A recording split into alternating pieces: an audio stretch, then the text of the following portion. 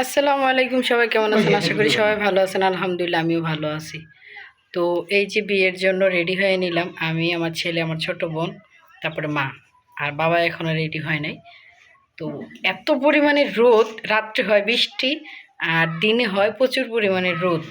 রোদের ঠেলায় মানে মানুষের চান্দি গরম হয়ে যায়।